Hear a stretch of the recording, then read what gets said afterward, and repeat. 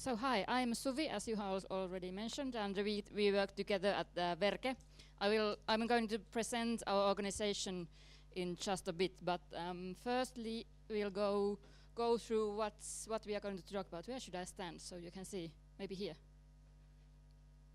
So we are gonna cover three main topics during these 90 minutes.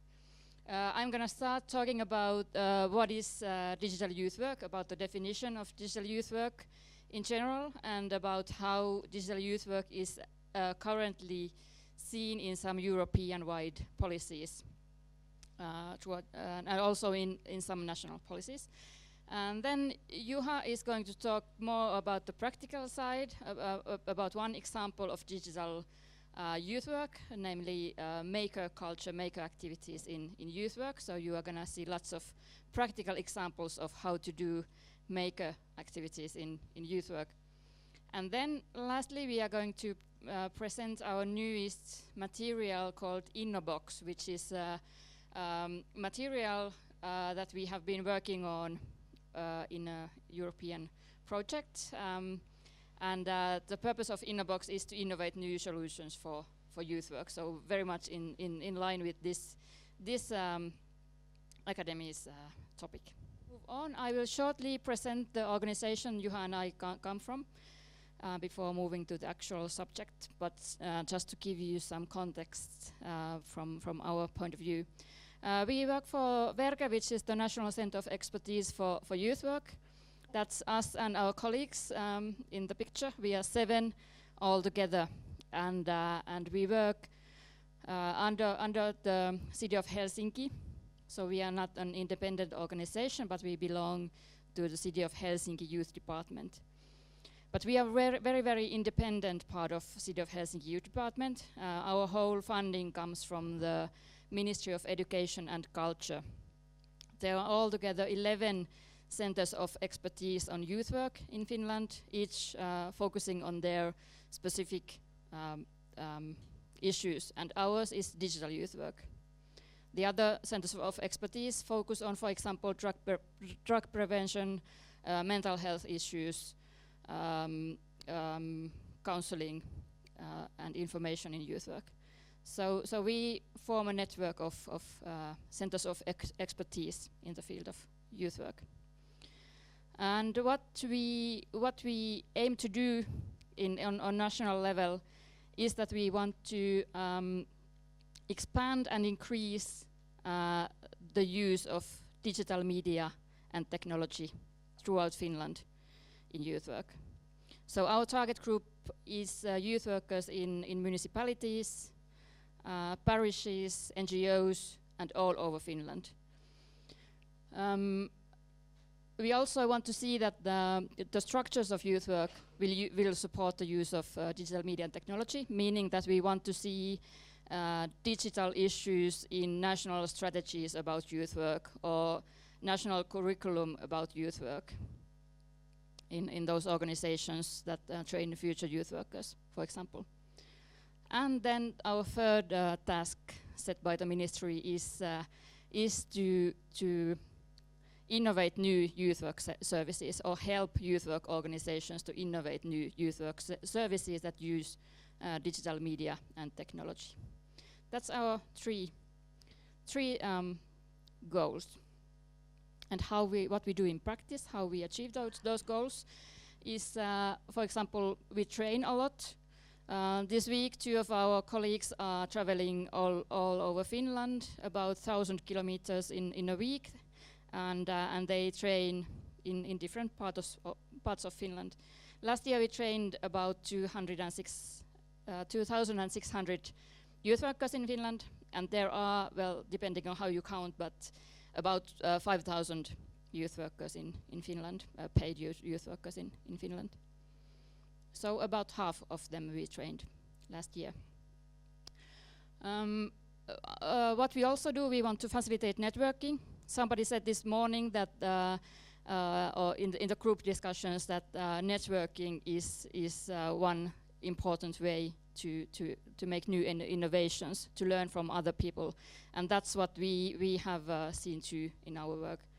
that best innovations come when people come together. Last week we organized our annual summer camp event in Rovaniemi, north of Finland, where 50 youth workers all over Finland came and innovated new solutions for youth work together using our Innobox, which you will hear about later.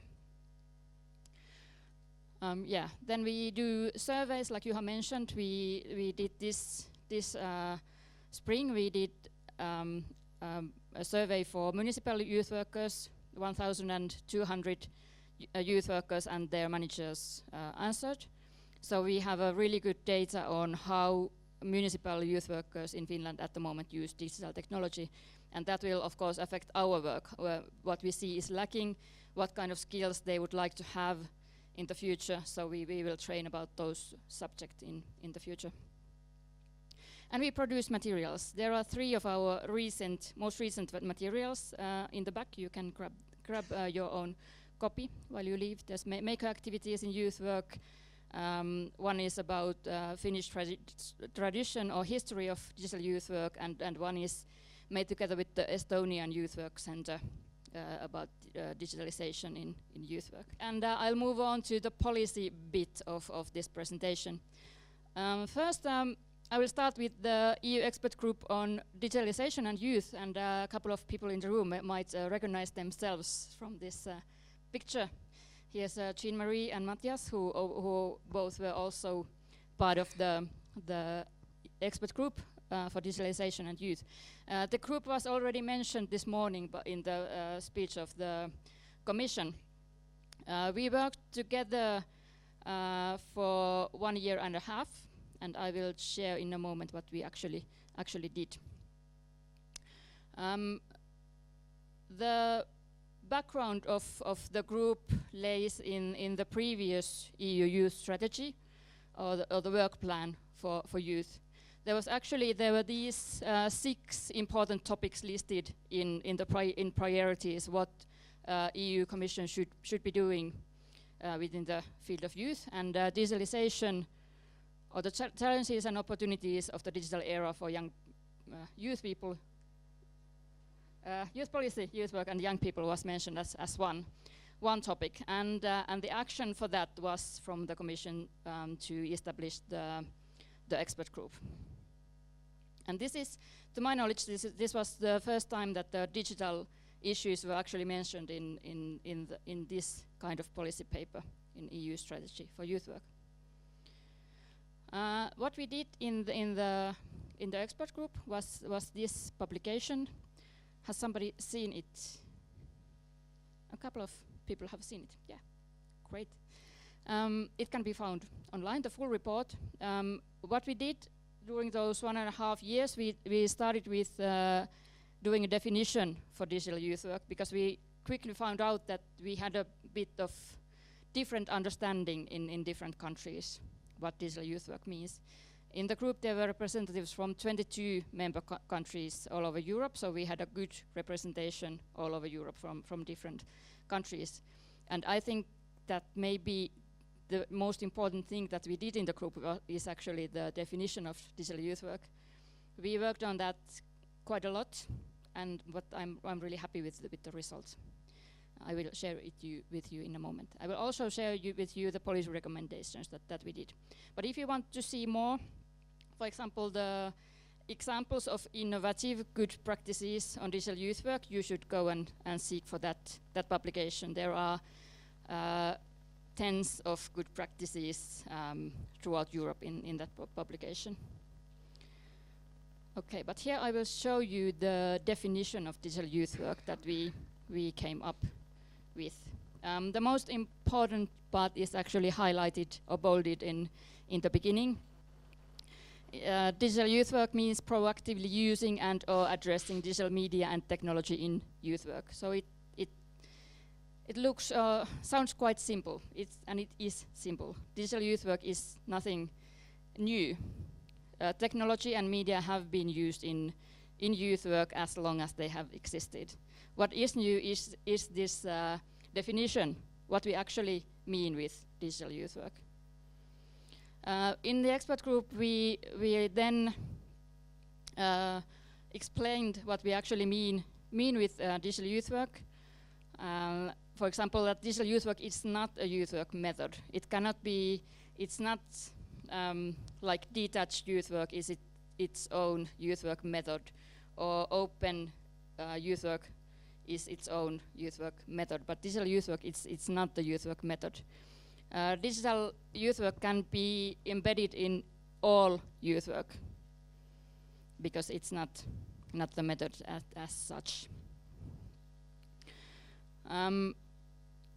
Digital youth work has the same goals as youth work in general, and it should always support the youth work goals. So it's nothing separate from youth work as such.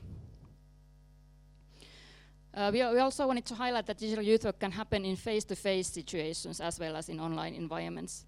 In Finland, we have a strong tradition of online youth work, and it has been a bit challenging for us to explain to Finnish youth workers that digital youth work doesn't have to happen in online environments.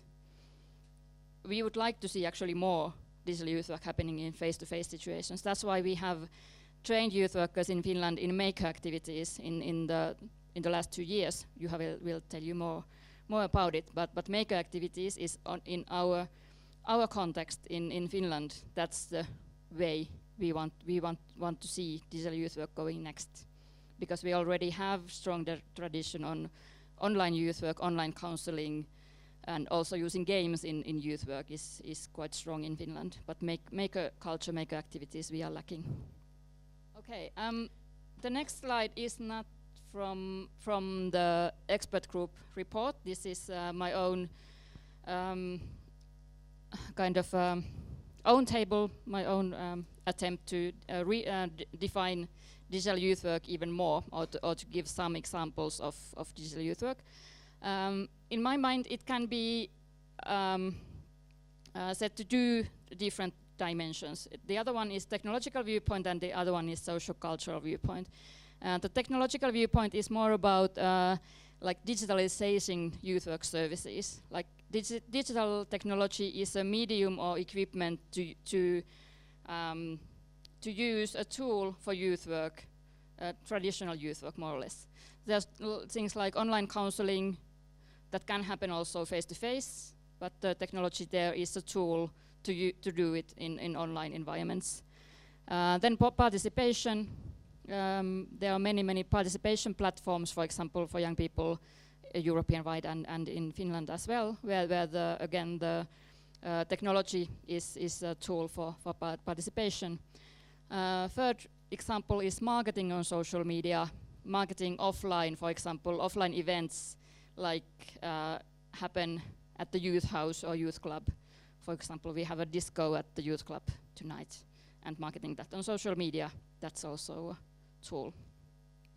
Then on the other side, that's the social cultural viewpoint. It's more about increasing young people's digital skills. So it's more about media education, media literacy, technology education, data literacy, providing young people the skills to act in information society. Making YouTube videos is one example. Youth houses in Finland do that quite a lot. Having discussions about media, that's also digital youth work, as long as the aim is to increase young people's digital skills. It can happen with no equipment present. Digital youth work can also be just discussing digital issues with young people. And then Hack Labs make a culture, the technology education part is one example of this. So yes, it's not only happening online in online environments, but also in face-to-face situations where youth workers meet young people. Then we hop back to the expert group report. As I said, we made the policy recommendations. And this is the short version of it. If you want to look at the whole version, you should look up the whole report. But these are the main topics and the main issues we wanted to highlight for the policy recommendations. We wanted that everyone should understand digital youth work in line that we defined in the definition earlier. and that every youth worker should at least understand the importance of digital youth work. That even though they are not maybe themselves so enthusiastic about digital issues, but because young people live in digital cultures, they still should address those issues in youth work. And the second point is about strategic development of digital youth work, because we saw in the expert group that many digital youth work projects only focus on one aspect of digital youth work and not maybe lack the picture of digital youth work as a whole. So we wanted to emphasize that it's good to have strategies for digital youth work, developing it as a whole. Third part is about youth participation and youth rights. So inclusive approach, safety and privacy are seen there. Digital technology can increase inclusion, but also decrease inclusion. It works both ways. So it should be taken into account. Knowledge and evidence, we wanted to highlight that research is needed, more research is needed about how young people use digital technologies. Because if we want to see evidence-based and data-driven youth work, we have to have research to base youth work on. But at the moment, well, the newest EU Kids Online report will be published, is it this or next week? So that will be one kind of new research report that we can use in our future planning. But there hasn't been any collective research before this newest EU Kids in many years. Yeah, so that's the policy recommendations we made. And what they led into were the council conclusions on smart youth work that I already mentioned.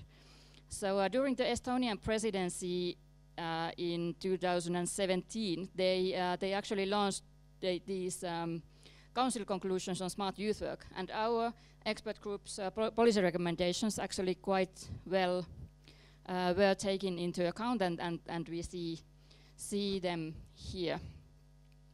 The council conclusions are really good in defining digital youth work. As I said, the definition we made is in this policy paper, and every member country has adopted these conclusions, so they have adopted also the definition. These council conclusions also set the scene or make it very clear that the smart or digital youth work is really needed. They kind of tell why it's important to include digital in youth work. And the main thing that these council conclusions do is that they invite Commission and Member State to include digital youth work in relevant policies, both in EU level and in Member State level. And now let's see how well Commission and Member States have done, how well relevant policies at the moment include digital.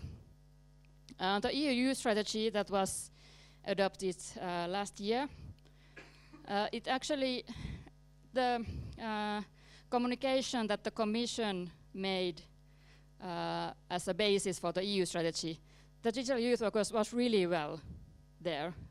There was many chapters about, or mentions about, digital youth work in the Commission's communication about EU strategy, youth strategy. But the final version that was adopted by Member States, it had dropped some aspects away, but it's still there. It can be seen throughout the document, especially in the youth goals section of EU youth strategy. There are mentions about, for example, digital inclusion, accessibility, which is a very important part that's still there. Information literacy is mentioned, and new digital forms of participation are mentioned in the EU strategy. So yeah, I will say they have done quite well with the EU youth strategy to include digital issues in the strategy. And And Estonia, is there someone from Estonia here? No. Sorry, I'm really jealous of their national policy paper on smart youth work. That's brilliant. It's a concrete policy paper with concrete goals and actions, what they want to achieve as a nation, as a national youth work policy. You can find it if you Google the concept of smart youth work. It's also in English. So I wish we had a national policy like that in Finland as well. But I don't actually know at the moment about other countries, if other countries have specific digital youth work policy papers. So I will ask you now, again with the Mentimeter, if your country has a national policy as a separate policy paper or included in a wider youth work policy paper somehow. One has answered yes, as a part of a wider policy. Who was that? Yeah?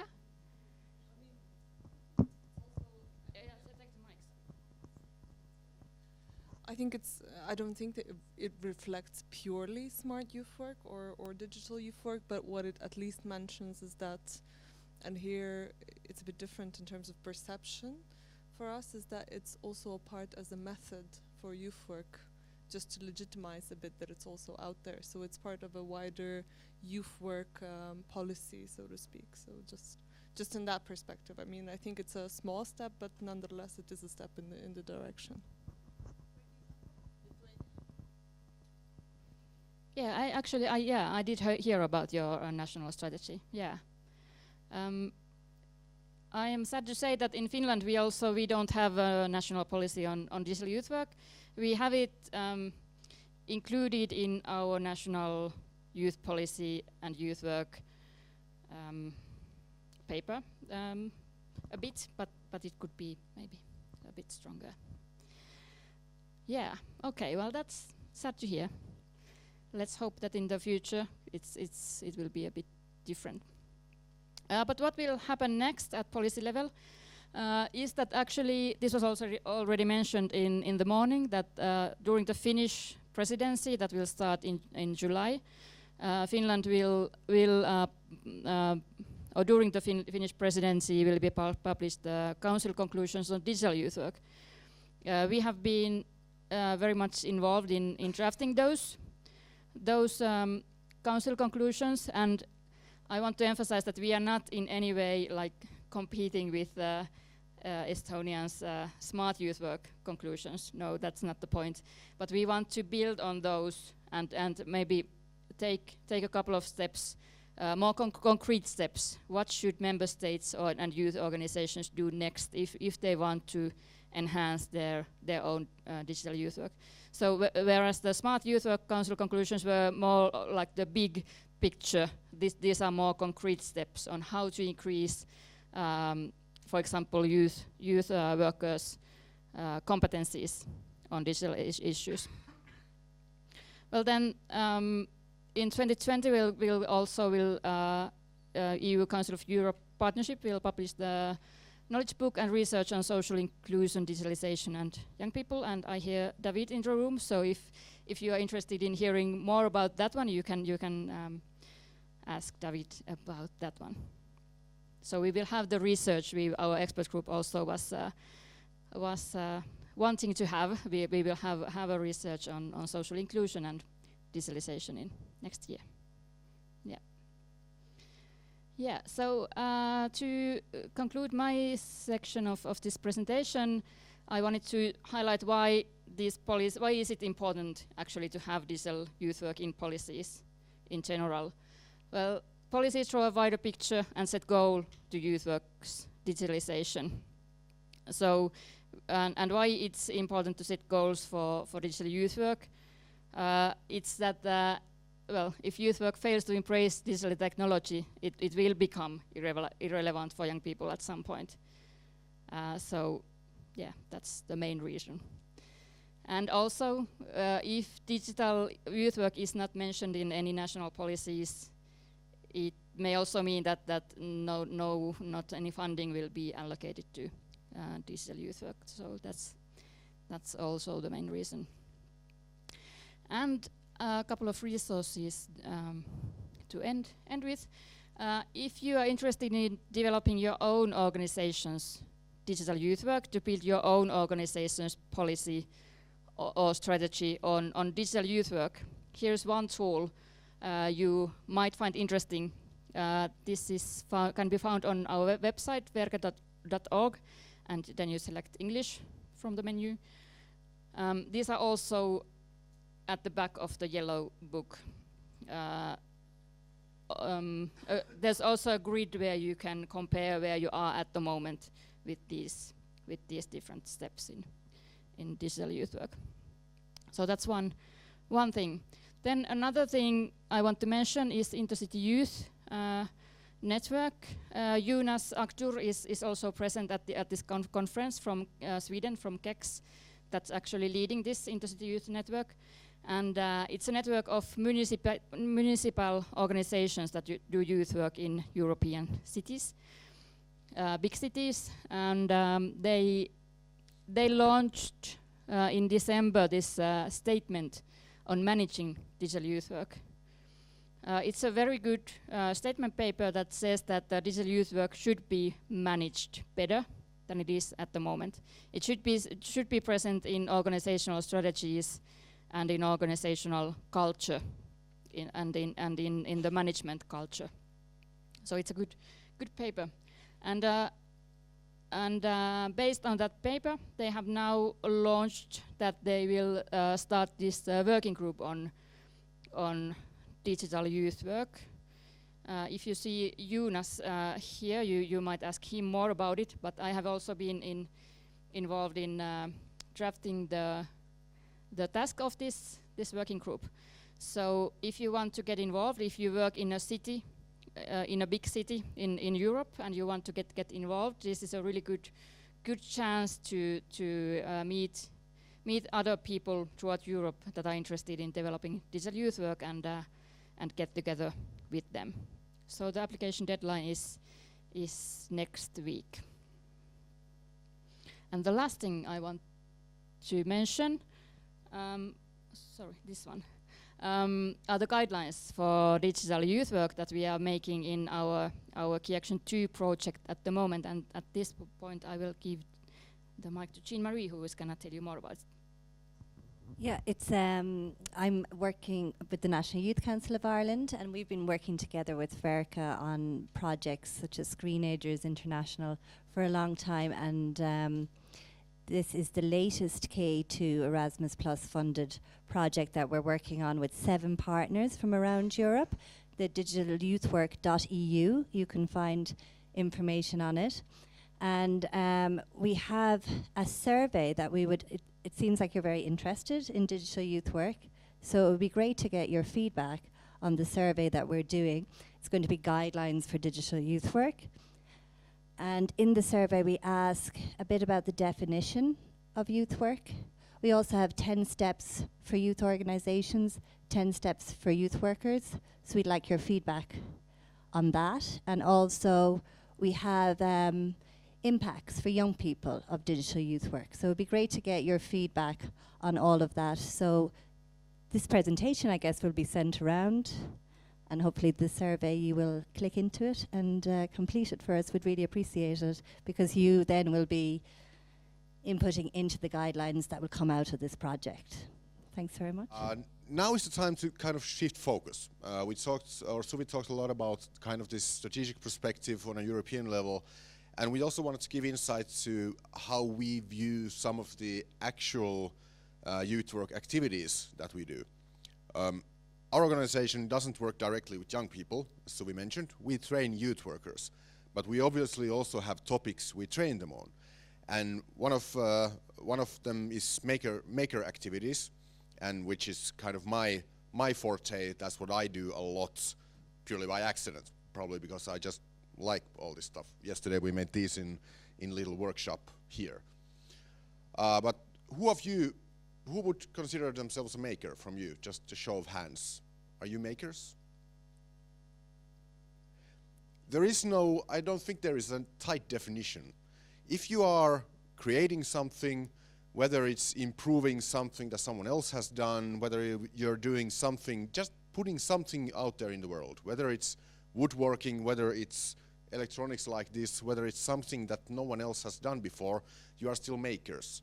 I believe personally that all human beings are intrinsically makers. We like to tinker, we like to be creative, and that's what it's all about. But of course there's always the hurdle of putting your work out there, so you're also seen as a maker. That can sometimes be a lot harder. But I realize this might be, my tempo might be a bit fast. We will share all of the slides probably on SlideShare. We share everything on a Creative Commons license, which is actually also maker culture. In maker culture, everything is shared freely, so it can be improved upon and reused. And our presentation slides are one of those things. We share everything so it can be reused as you see fit. But what is maker culture, or what are maker activities? The roots are pretty much in this old arts and crafts kind of craftsmanship. But of course, when we are talking about modern maker culture, which started sometime in the 90s, started coming up again, and of course the internet has affected this a lot, because the amount of sharing and collaboration that is now within maker culture, it wouldn't have been possible, and it wasn't possible when all this traditional craftsmanship was much more at the forefront. And also this kind of traditional craftsmanship, when they were really artisans, they were really people making their living out of this, there was this kind of master-disciple kind of thing going on, but otherwise they didn't really share their stuff.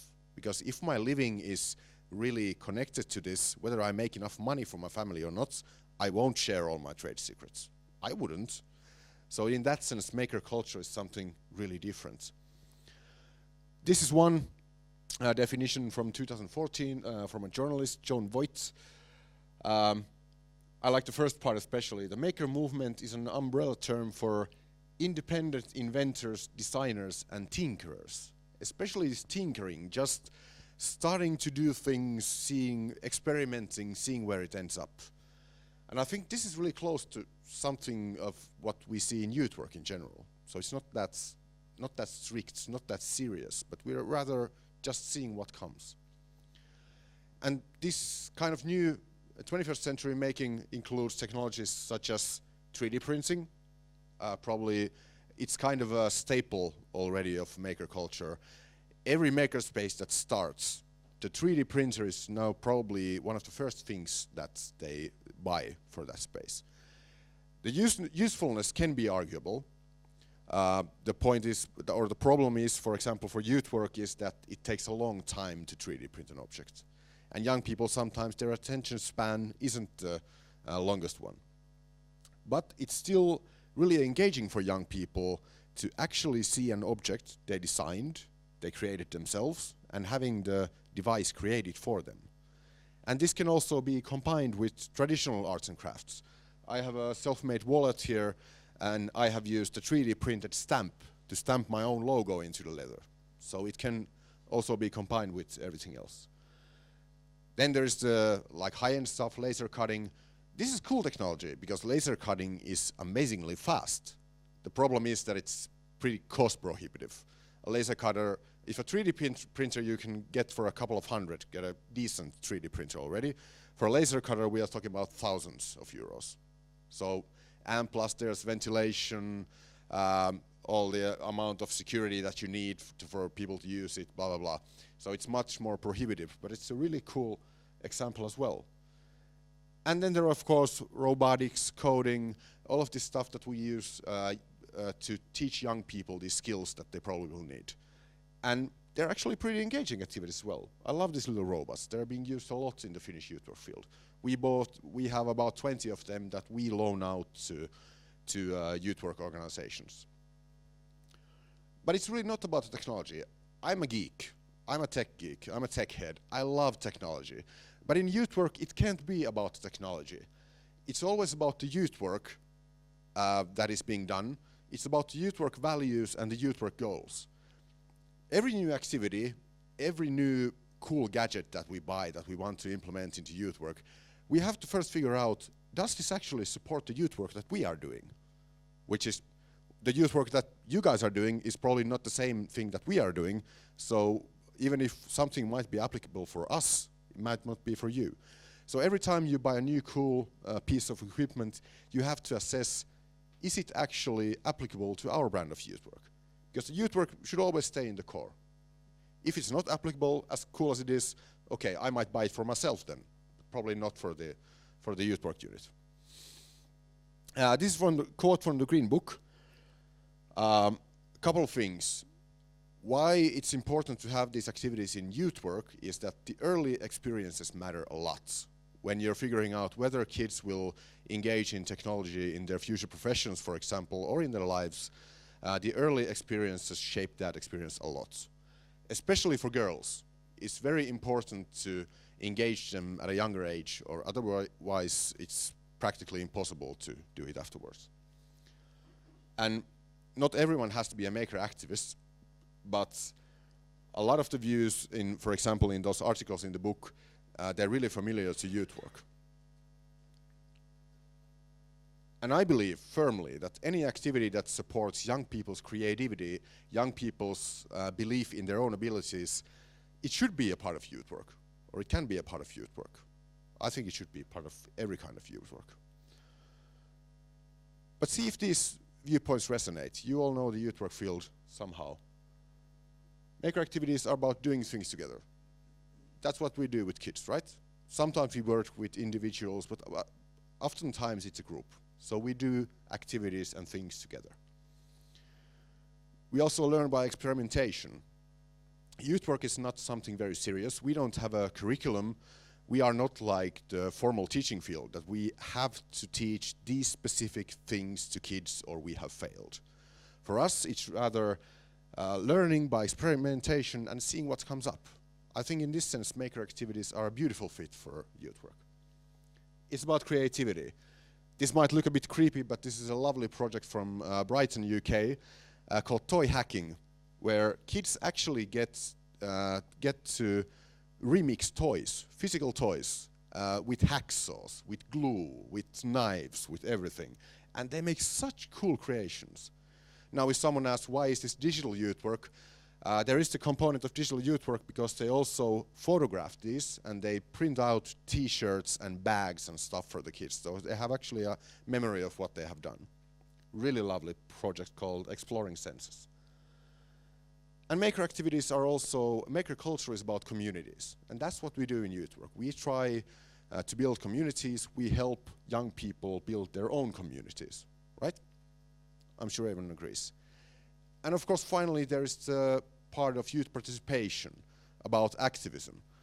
And maker movement is a huge, huge momentum in changing society. This a bit communist-looking thing is the right to repair movement's manifesto. So it has sprung from the maker movement, and they are saying that every consumer, every user of technology should own the technology. Like this, if you can't fix it, you don't own it. Because several manufacturers are hell-bent on making everything so tightly glued and put together that you can't take it apart. You can't fix it yourself, you have to buy a new one.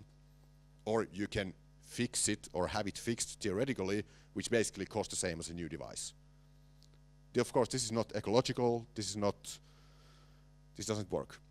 But this is one example how maker culture is really changing society and pushing societal change. Our context, us, meaning Verke, this is where we are. We are firmly in non-formal education. We don't train teachers. This is also because of our funding, how it comes. We can't actually train teachers. Everything has to be for youth workers. And we are in the field of youth work, and more specifically, digital youth work. This much is obvious. We do technology education, although our main task is not necessarily this kind of formal pedagogical technology education, but rather having youth workers be excited about using technology in their form of youth work, whatever their goals are. And we are very closely related to STEM activities or STEAM activities, so science, technology, engineering, and maths. I love the A in between that. It also brings art into it. it into the equation. Our view of maker activities is a bit different, very closely related, but I think from my understanding, Jean-Marie can correct me if I'm wrong, but STEM has a lot more like these structures and this really like focus on what kind of scientific facts kids learn in this, and it's much more closely related to the formal field, even if it's not. Or am I close? My response to that is we're very much in the learning stages of what STEAM is, so we're open to all thinking around it and challenging around it, so I don't have an answer. Okay, so in the next edition or the next after that conference, then maybe we will have an answer if we are still here speaking. Yeah, yeah. Possible goals for maker activities. It doesn't mean that maker activities should have a separate goal from youth work, like I said, but we could, these are kind of goals or viewpoints, how you can approach the stuff. You can try to just make new activities around, for example, these robotics kits. They can just be building new activities that are really engaging for young people, to get young people to come to our activities. It could be a focus on what kind of skills young people can learn in our activities, even if we don't have a tight curriculum around it. It can be about addressing the digital gap, which is very much real. It's not about just age or this, it's also whether kids have access to technology, whether they have the skills to use technology as they see fit. So there always needs to be also an addressing of this gap. Just some examples. And these are some things we of course learn about. We learn about how technology works. All of the world is more and more technological now, and we interact with technology every day, but we shouldn't take it as a given. We should also understand how it works. Because a lot of the information that is also fed to us, whether it's commercial or societal messages, it somehow is also a part of the physical technology. So we should, in order to understand media, we should also understand how the technology works through which we use media. And of course, it's how we can also control that technology, like in the right to repair movement, that we are actually not only consumers of technology, but rather we can use it to our own advantage. This is what we do when we train youth workers. We try to give them competencies to actually implement maker activities, and we can try to give them a wider perspective on how technologization actually affects the youth work field and the society. I think the last one, or the third one, is the most important one right now in the Finnish youth work field. We try to remove any fear of technology, because when we give youth workers a task to actually build something, to start working with microcontrollers, people are like, I don't know how, I don't want to, I can't. But actually after a workshop they're like, oh, that wasn't actually so complicated, it was fine. Same thing with these kind of things where you have to solder something. It's actually not that complicated, but it can seem daunting at first. So I think this is right now our most important tasks. Okay, now I'll finally get to the examples. I actually have a few show and tell things here that I forgot completely. But the first example, this is not one of ours. This is from Luxembourg. This was a group of kids working with Lego robots, and they had a thing where it was a competition where they traveled actually around the world competed with other teams with these robots. And I met these kids in Luxembourg in a maker fair, and I was really struck by how they viewed all these activities, because the fact that a 12-year-old girl approaches me of her own accord, cheers, and starts telling me about what are the amazing things they've done, what are the experiences they've had, with perfect English, mind you, it really made an impression on me. That's one cool activity. This is something from the Finnish field. There's an article about this in the Green Book. They are using these MBOT kits in church youth work. Church is one big actor also in our youth work field, and this is one example. They made this in a youth event. They had these M-bot robots play football in this special little field. And as you can see in the picture, they have flags of different countries where this particular church works in. So they are highlighting a part of their work that wouldn't otherwise be visible, while they're making an engaging activity for kids. And this was also a participatory activity, because they trained the older kids first how to use these, and the older kids guided this activity for the younger kids. Very cool. This is one of mine. Finland has this. Has anyone heard of hobby horses? Show of hands. Yeah. I didn't know it's a Finnish thing, but apparently it is a Finnish youth subculture. So they build these hobby horses and they race with them and everything.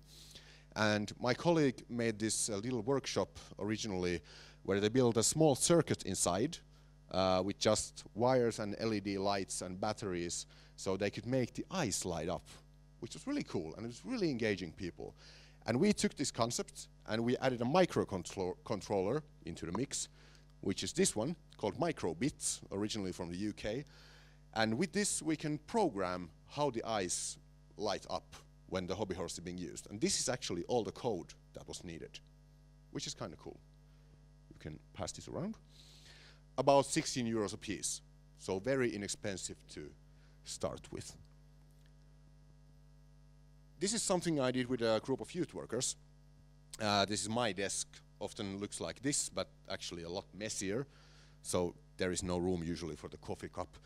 But we did this thing where we hacked these old rotary phones to do something completely different.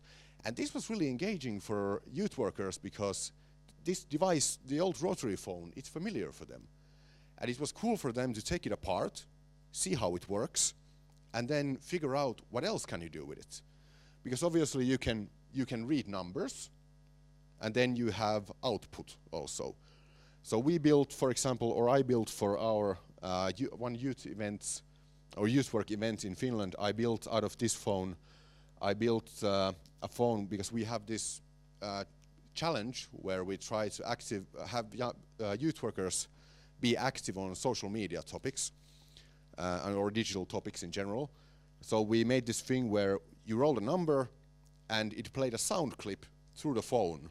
You could listen to one of us explaining what the different parts of the challenge was. So we used this to promote both our maker activities and also our digital challenge, which was kind of cool. This was built around Arduino, or Teensy, which is this little board here. Controls the whole thing. So very, very, very compact. That one is about, I think, 35 euros a piece. Teensy 3.5. The bigger problem here was where to find these old rotary phones. They're really hard to find nowadays. I went to this flea market recently and I saw one. I immediately grabbed it and bought it for myself. I have 3 at home for my own projects. Yeah. I kind of mix free time and work. I'm usually like that. Before we could get to the phones, we had to actually build a tester for circuits. Sounds very complicated, but it's actually not. It's only a few pieces of wire, one LED light, and then there are these little clips that you attach somewhere. And this was made with the youth workers, so we could find out which of these pins here, where can we actually read the dial? How do we get it? There is this voltage meter, like a commercial thing, but it reacts so slowly, it wouldn't work. So we first had to build a tester, and at the same time, youth workers also learned how to solder.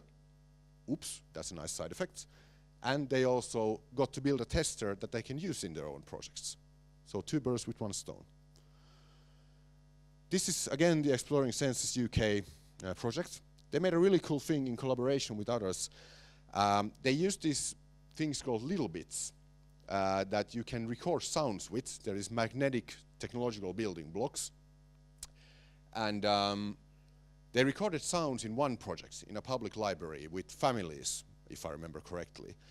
Then they had a group of kids program an interface with Makey so that they could play the sound clips with a Raspberry Pi.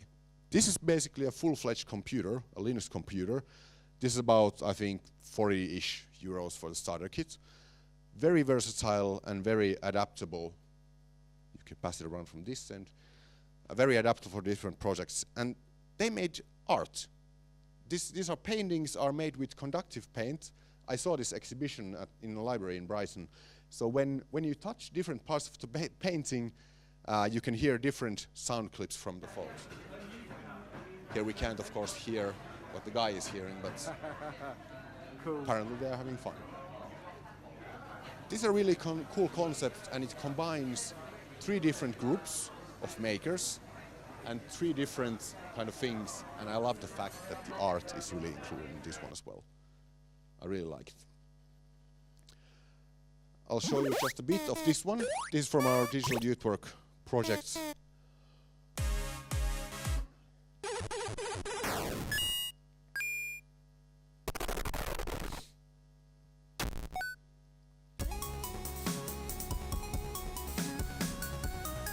Well, today we've come along, we've got it set up in the local library, and we have a variety of activities ranging from 3D printing, virtual reality, electronics. There's a few robots kicking around the floor that we have to avoid.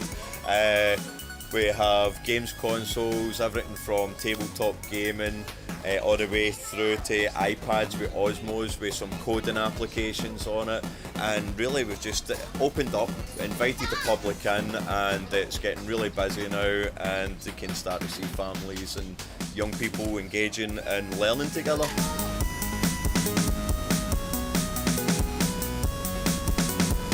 There was a father and son, and the son said, "Come over here, we have this." I remember when this was out in the arcade and I played that. And then I was thinking to myself, that's what we're all about, engaging families, bonding over this technology we have nowadays.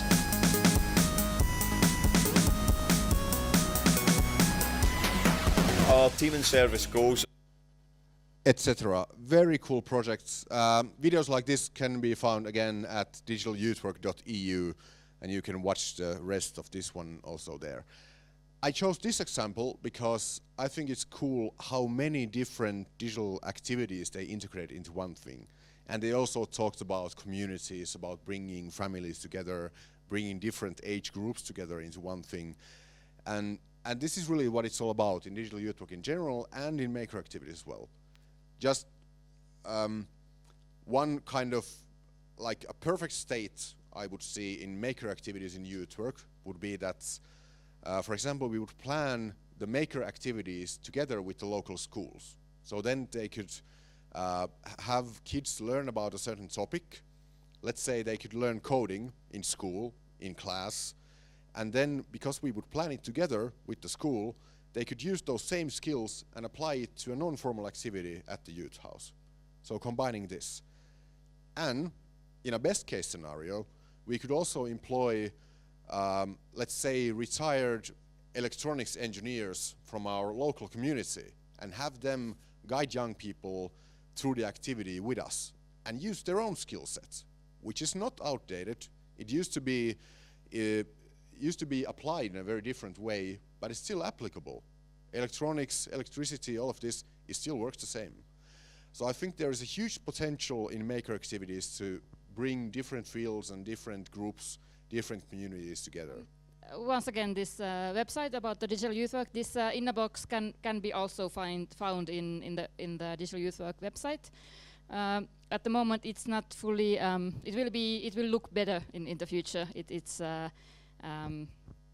still in the process of printing. I was hoping to get you actual physical Innobox here, but it's still being printed, so it's ready. But you can find the first version there. The Innobox it's an innovation box. It's full of exercises that help youth work organizations to innovate new practices for youth work. And because it's our Innobox, we want them to include digital elements in them. But if youth work organizations choose to innovate new practices without digital technologies, they can also do it with this Innobox.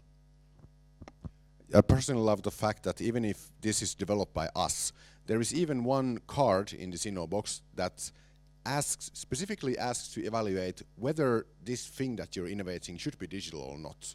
So again, not making things digital just for the sake of being digital, but always evaluating whether it's actually a good idea or not, because sometimes it isn't. Yeah. There are listed some situations where InnoBox can be used whenever innovating something new for youth work or wanting to make old youth work practices better somehow. The InnoBox includes 6 sections in total. If a youth work organization decides to go through all the process, it will take a couple of days. Sections from 1 to 5 take about 4 hours each to complete, and the section 6 is from 1 day to 3 days to complete. So it's not a fast process. This is a quite thorough innovative process where the innovation and the ideas are actually tested and thought really thoroughly. We won't go through the whole InnoBox now, but I will tell you something. What's the point of the InnoBox? It starts with strategic viewpoint, because all innovations or all youth work practices, of course, have to stem from the organization's own strategy. So in the first card, we want people to look at their own organization's strategy and maybe pick out 1 or 2 points that they would like to focus on in their innovation. Strategic planning starts by looking in the future from the viewpoints of young people, technology, society, and youth work. Where are all those 4 things headed? That's also in InnoBox. One thing that's included are actual physical cards, megatrend cards, that have been developed by Finnish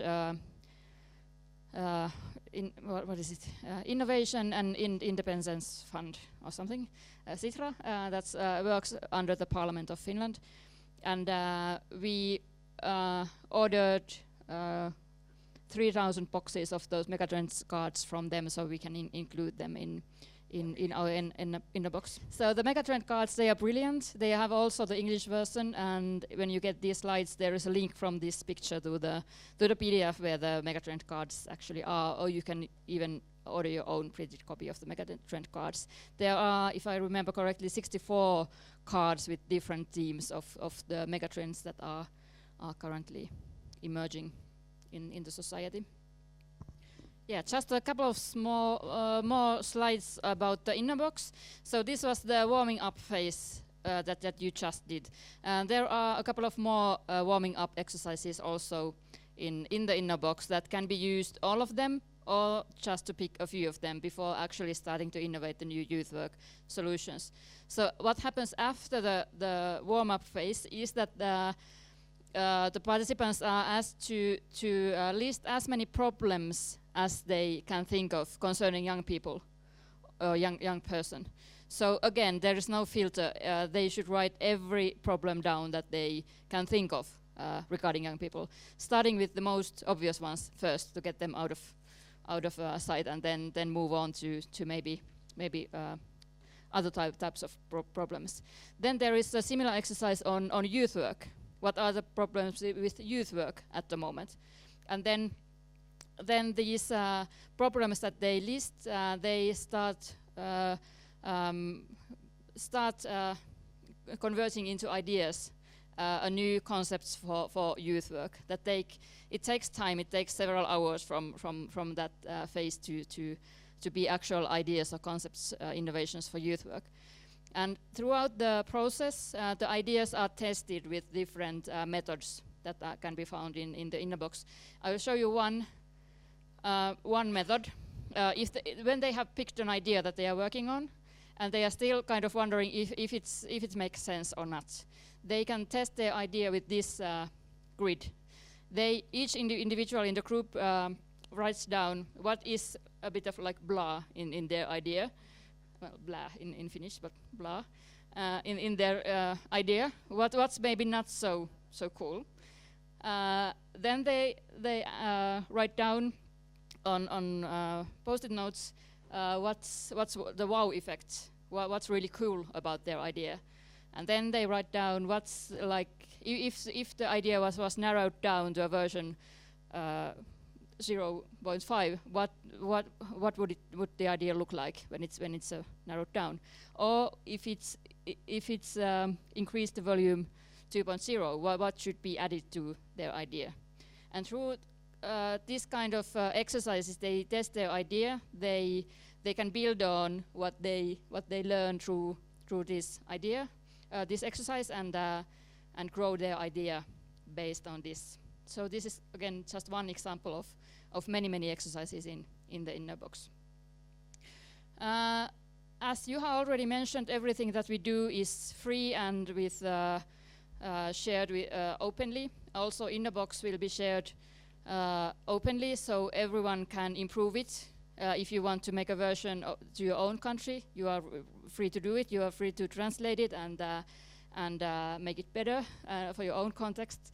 We will provide you with the files if you want to, and then you can make your own copies. It has many papers. It has exercise book and innovation cards. I think about 50 cards with these individual exercises. Then it also has earplugs. If you want to concentrate when you are innovating, you can and not listen to your colleagues. You can put on the earplugs. It has papers, pen, chocolate, because you want to stay energetic when you are innovating. So all kinds of things. Chocolate. Yeah. Yeah, but that's about it from our part.